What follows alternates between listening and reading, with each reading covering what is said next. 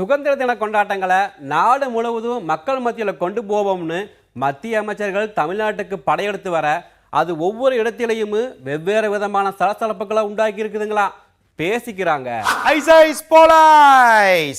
தலைவா, மத்திய அமைச்சர்கள் ஒவ்வொருத்தரும் சுதந்திர போராட்ட தியாகிகளை கௌரவப்படுத்தும் விழாக்களில் கலந்துக்கிட்டு அறிவிப்புகளை வெளியிடுங்க அப்படின்னு ஏற்கனவே சொல்லியிருந்தாங்களாம். இதெல்லாம் திட்டமிட்ட முடிவா, ஆனா நடப்புல அதுவே புகைச்சலா மாறிடுச்சா பேசிக்கிட்டாங்க. வீரபாண்டிய கட்டபொம்மன் சிலைக்கு மாலை அணிவிச்ச மத்திய அமைச்சர் வீரன் சுந்தரலிங்கம் நினைவிடத்துக்கு வரலையேன்னு ஒரு பக்கமும், வீரன் அழகுமுத்துக்கோன் நினைவிடத்துக்கு மரியாதை செலுத்தின மத்திய அமைச்சர் வீரன் ஒண்டி வீரன் மாமன்னர் புலித்தேவன் நினைவிடத்துக்கு வரலையேன்னு தெற்கத்திய பக்கம் ஒரே சலசலப்பா மாறி இருக்குதுங்களா பேசிக்கிறாங்க. திருச்சியில பெரும்பிடுகு முத்தரையர் ராமசாமி படையாச்சின்னு ஆரம்பிச்சு வடக்கத்தி பக்கமும் மத்திய அமைச்சர்கள் வருக பலவிதமான எதிர்பார்ப்புகளை உருவாக்கி இருக்குதான். சில இடங்களுக்கு மாநில தலைவர் தமிழிசை சவுந்தரராஜன் நேரில் போய் சமாளிக்கிறாங்களாம் சொல்லிக்கிட்டாங்க. ஐயா, தீரன் சின்னமலை வேலுநாச்சியார்னு ஆரம்பிச்சு தஞ்சாவூர் தொட்டு கோயம்புத்தூர் வரைக்கும் இவங்களுக்கு மரியாதை செலுத்தணும்னு உள்ளூர் தலைவர்கள் ஒரு பட்டியல் போட்டு கொடுத்துருந்தாங்களாம்.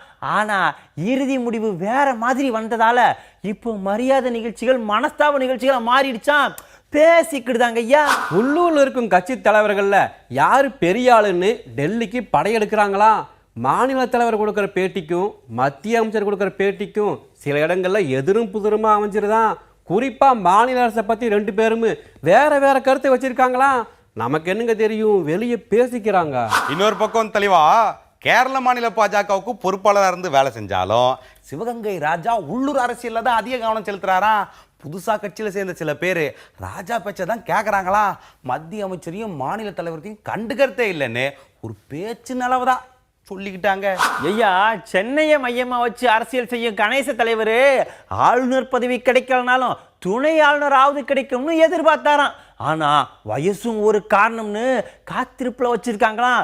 அவரோட ஆதரவாளர்கள் மாநிலத்து மேல காண்டுல இருக்காங்களாம் பேசிக்கிடுதாங்க. ஐயா, மாநில தலைவர் பதவி கிடைக்க வாய்ப்பு இருக்குன்னு காத்திருந்த இன்னொரு பெண் தலைவர் எம்எல்ஏ பதவிக்கு போட்டிட்ட அதே பகுதியில மேயர் அப்புறம் எம்பின்னு வேட்பாளரா களமிறங்க தொடர் வேலை செஞ்சுக்கிட்டு இருக்காங்களாம்.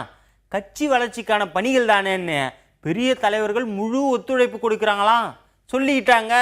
ஐயா, மாநிலத்தில் கட்சிக்குள்ள குழப்பங்கள் இருந்தாலும் நாடாளுமன்ற தேர்தலுக்கு வலுவான கூட்டணி அமைக்கணும்னு ஒவ்வொரு தலைவரும் தங்களுக்கு நெருக்கமான மற்ற கட்சி தலைவர்களோட பேச்சை தொடங்கிட்டாங்களாம்.